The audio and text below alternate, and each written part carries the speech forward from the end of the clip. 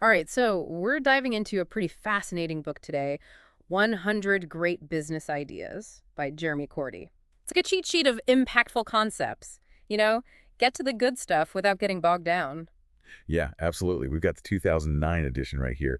And the goal really is to help you quickly grasp these big ideas, the core strategies that can make a difference. Okay, so right off the bat, the book dives into building strong customer relationships, which, duh, obviously important, right?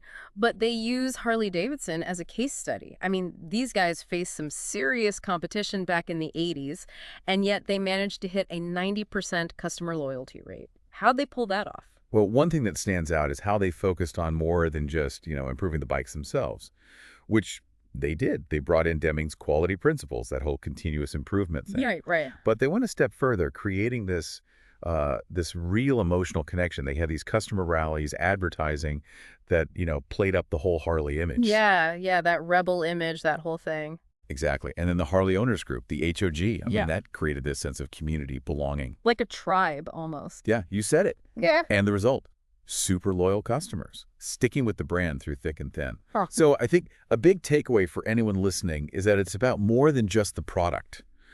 Building trust, building community that creates this kind of like virtuous cycle of loyalty, driving sales, and, ultimately profits. You're preaching to the choir here. But okay, so let's shift gears a bit. The book also talks about understanding the bigger picture using Royal Dutch Shell as an example, specifically their approach to scenario planning back in the 60s. And this is so relevant today with all the uncertainty businesses are facing.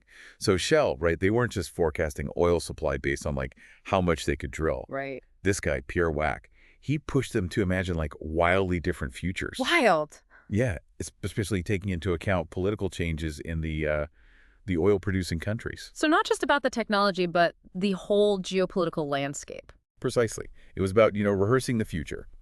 And because they'd done this, they were way more prepared for that 1973 oil crisis than most. Yeah. And that translated into, well, a huge competitive edge.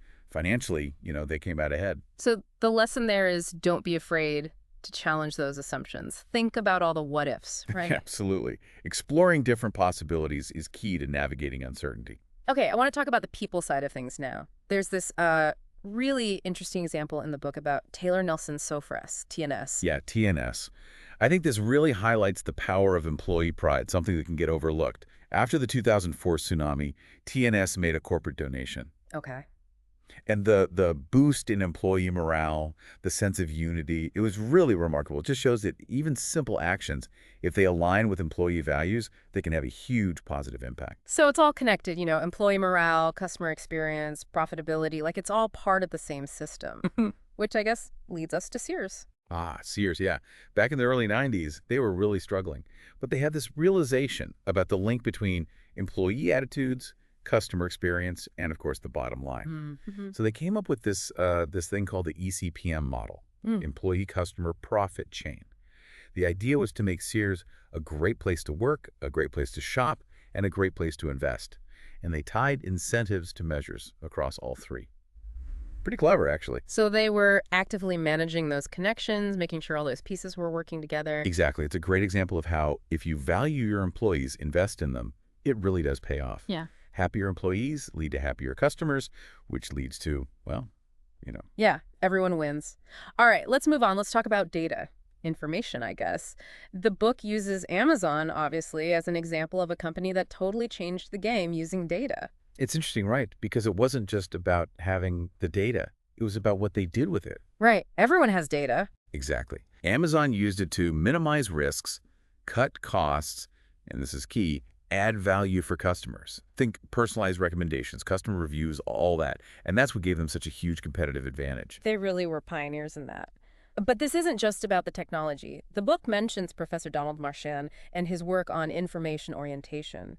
He stresses that it's more than just the tech. Oh, yeah.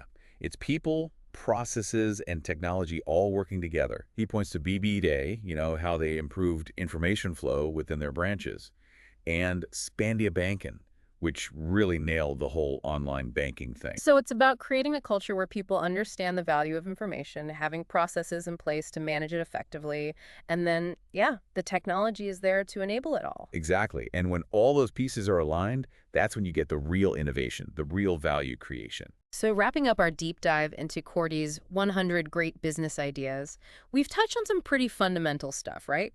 Building trust with customers, thinking strategically about the future, valuing employees, and really understanding how to use information. And all these ideas, while seemingly straightforward, they're incredibly powerful.